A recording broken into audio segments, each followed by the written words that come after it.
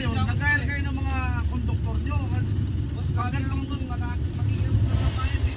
Boss, may kasama ka naman. Galing pa ako sa trabaho eh. Baldado oh. Pwede naman lumapit eh.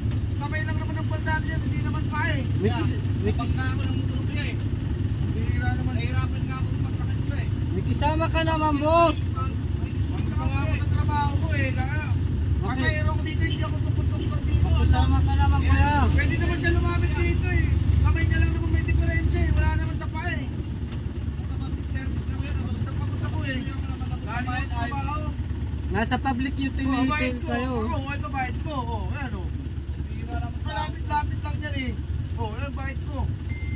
Ate, wag na kayong magpaabot dito ng bayad sa lalaki. Ayaw mag-abot ng bayad. Iatid nyo na lang dito sa akin para wala nang diskusyon. Hindi ka ganun, boss. Kamay niya lang ang may problema. Wala yung pa. Pwede naman siya lumapit. Dadalawa lang kami pasahero eh. Ako ng bulldozer, boss. Pira naman eh. Sa trabaho ko, construction. Maghapon ako nang ginabot ng halo. Madaling dito, makakabot pa rin. Hindi naman ako dito kung rin pasahero.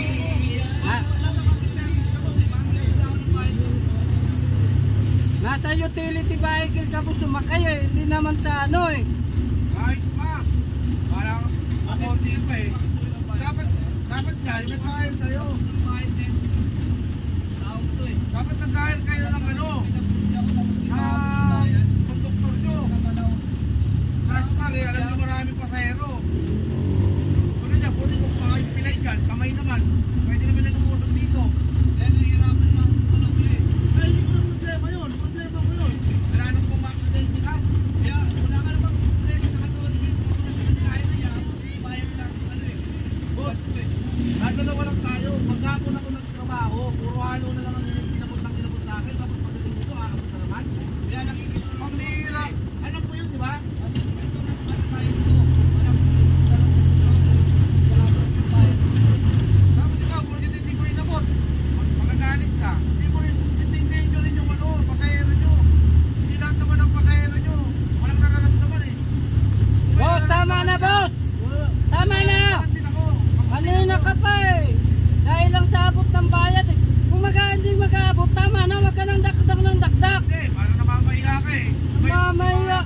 Sinabihan ko lang si ate na huwag nang abot sa inyo. Pati ibang pasahero eh, dadamay mo. Tututunan mo, huwag mag-abot.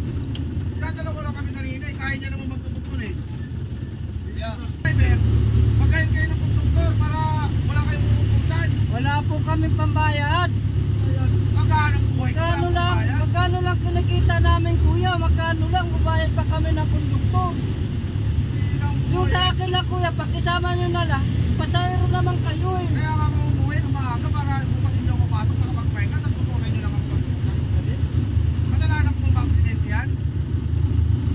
Sabi ko naman, kuya. Kung ayaw mo magbayad, ay mag-abot ng bayad, wag na. Hindi wala namin kapag sinasabi. Yes.